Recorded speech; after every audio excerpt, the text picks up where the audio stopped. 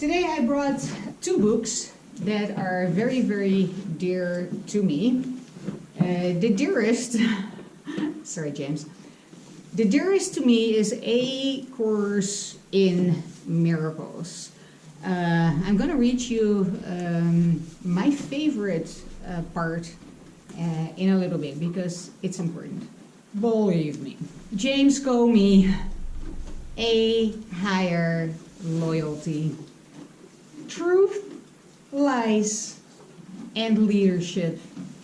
And this is also a book that is very, very dear to my heart.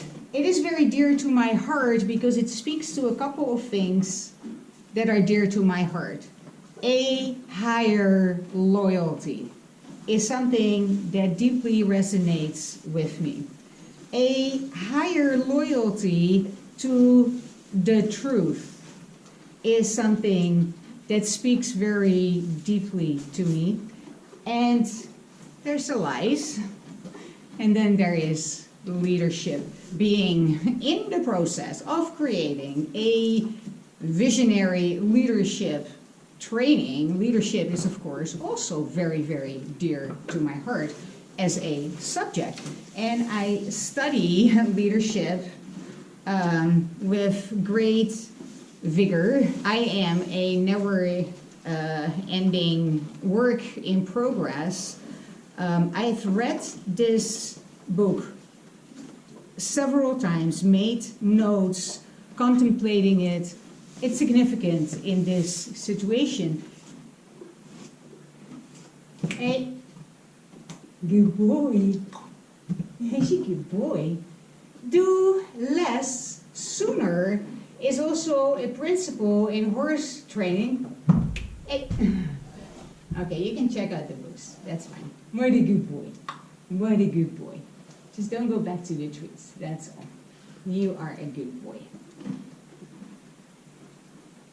So instead of having to fish him out of the corner where he has his nose in the tree bin already, if I can be present enough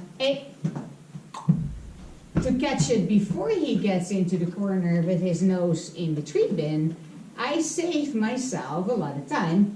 And then if I reaffirm that standing here with me is actually where the cookies are, then chances are he's not going to go back to the bin.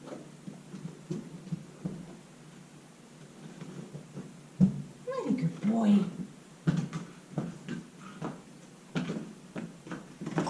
Very good decision. You are a good boy, and this is my last trait. But that was a very good boy. What a very good boy. You make good life choices. So this is just one example of teaching a principle, like the principle of do less sooner, or attend to the little issues while the little issues are still little issues.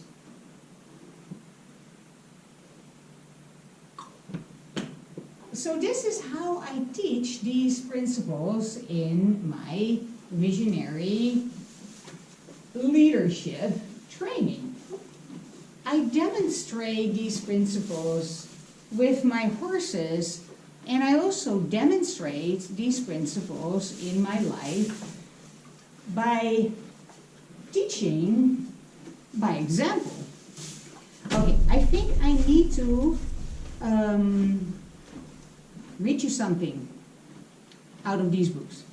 I'll start with, this is A Course in Miracles.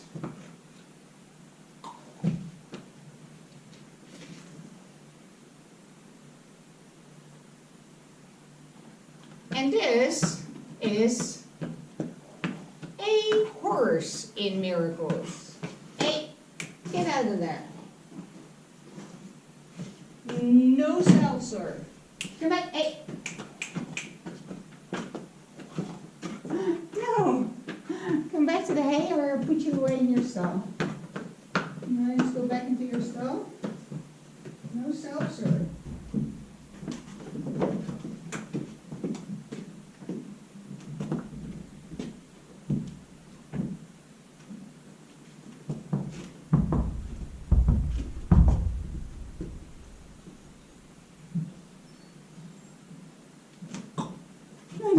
boy. You're such a good boy. Choose once again. My favorite chapter in A Course in Miracles that I also studied for many, many, many years vigorously. Choose once again. Page 666. Temptation has one lesson it would teach in all its forms wherever it occurs. It would persuade the Holy Son of God he is a body born in what must die, unable to escape its frailty and bound by what it orders him to feel. It sets the limits on what he can do. Its power is the only strength he has. His grasp cannot exceed its tiny reach.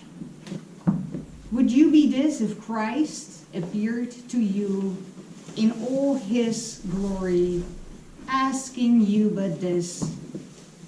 Choose once again if you will take your place amongst the saviors of the world, or would remain in hell and hold your brothers there. For he has come and he is asking this. How do you make this choice? I have to correct myself. It actually says, how do you make the choice? How easily is this explained? You always choose between your weakness and the strength of Christ in you.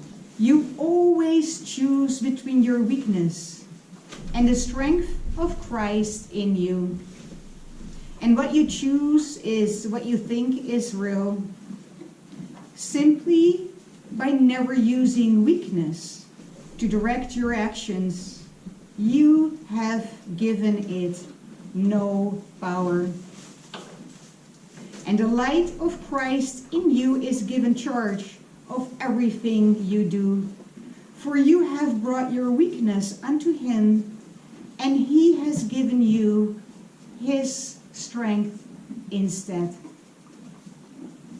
Trials are but lessons that you fail to learn, presented once again. Excuse me? So where you made a faulty choice before, you now can make a better one, and thus escape all pain that what you chose before has brought to you. In every difficulty, all distress, and each perplexity, say what? Christ calls to you and gently says, now I have to get into my gentle voice, my brother, choose again. He would not leave one source of pain unhealed, nor any image left to reveal the truth. He would remove all misery from you, whom God created altar unto joy. He would not leave you comfortless, alone in dreams of hell, but would release your mind from everything that hides his face from you. His holiness is yours because he is the only power that is real in you. His strength is yours because he is the self that God created as his only son. It's a very sexist book, by the way. I got over it. Sorry about that. You're a good boy. Good boys get treats. Bad boys get a correction. Stay there. Back here. Stay there. Treats are still not yours. There you go. Bum. You know what? I'm going to turn you guys out. It's been enough. Enough.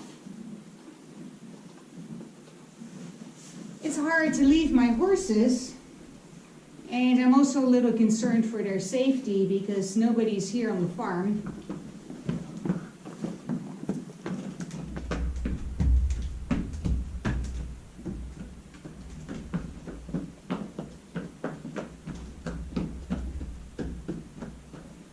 I even remembered to take the 10 seconds to go, oh wait, and latch the door. I'm so proud of myself.